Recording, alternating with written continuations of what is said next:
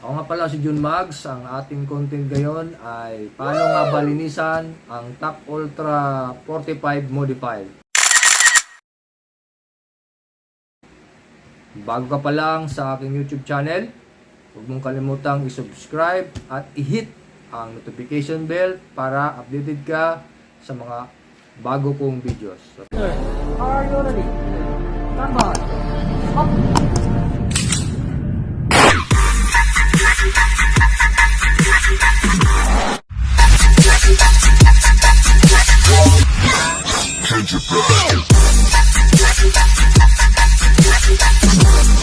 Like the boss.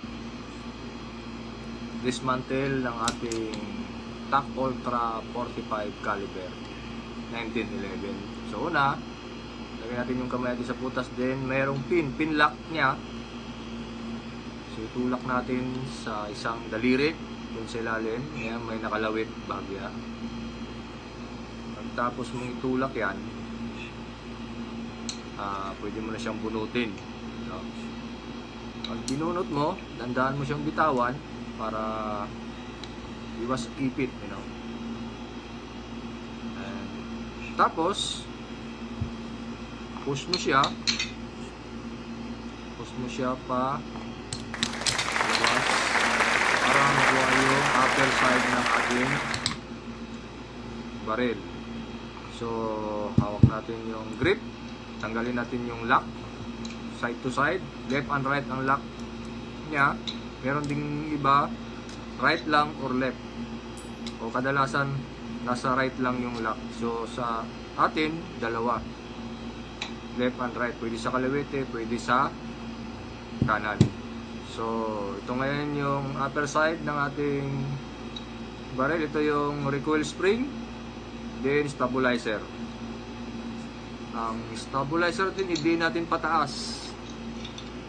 Tapos may butas siya dyan. Yan, butas na yan.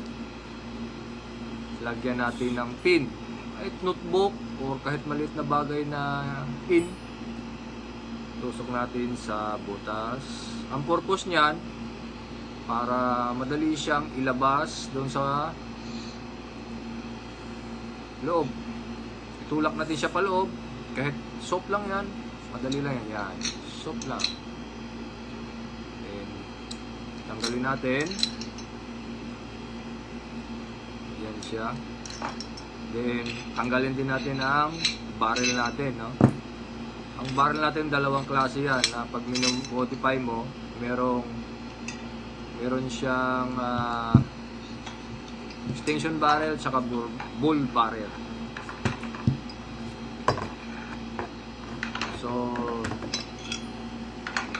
yan, atin ang ilagay sa batya o maliit na batya para atin ang babara ng,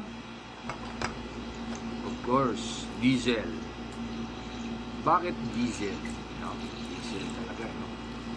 Diesel ay hindi siya risky. Kasi pagka pwede naman kerosene or gasoline, diba? Very risky yun.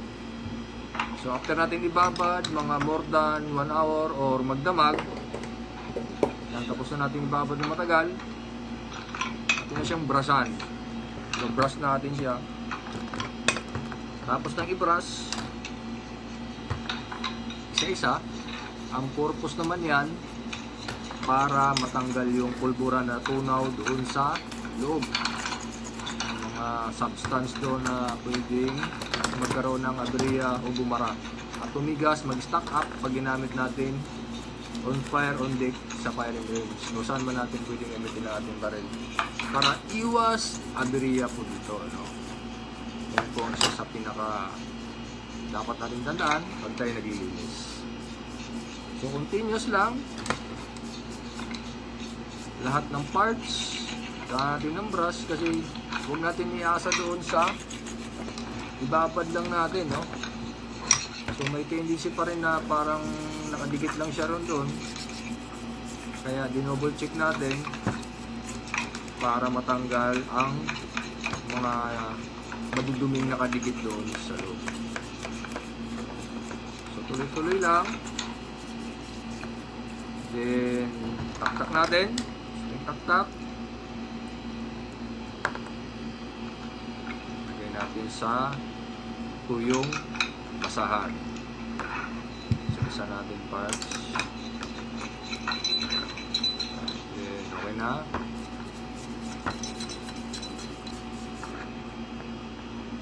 Tuyong basahan lagi natin ilagay para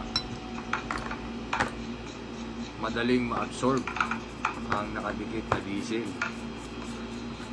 sa bakal. Itong pinaka-importante rito ay yung barrel natin.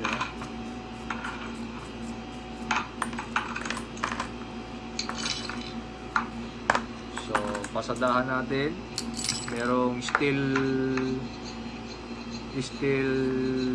brush siya. Meron ding yung parang nylon na kuha niya na brush.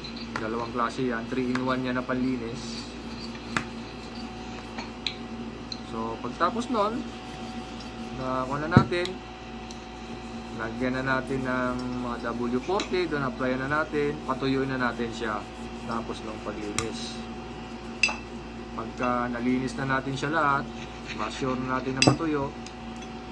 So ang technique nito, sir, diesel kasi yan, bakit yan ang pinanlinis mo? So ito sasagutin ko, bakit yan diesel? Mabaho yan, sir. So mabaho, pero meron tayong mga technique yan. Punasan natin ng downy, para pasadahan natin ng downy para mawala yung amoy ng diesel. So yan, ibalik tayo dito sa gun oil na ginagamit natin. Hindi siya branded, para hindi kasi sponsor patak-patak lang siya para hindi siya magkalat, no? Pagka napasubrahan kasi natin ng oil, magkakaroon din ng mabilis siyang mag-ipon ng dumi. Pag pumutok siya kasi basa ng oil, didikit agad.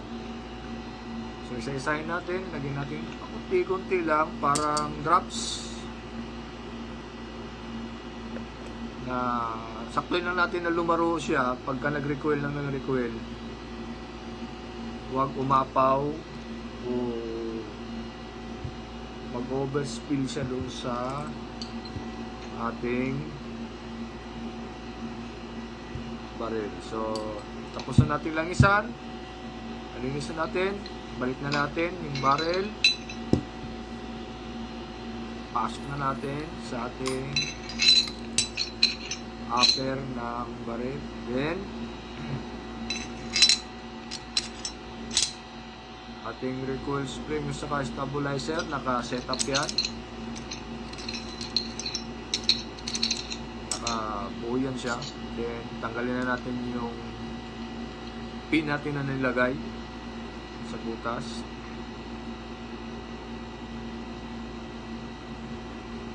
Tapos noon, tanggalin natin, dahan-dahan nating bitawan. Okay, nakapit yan.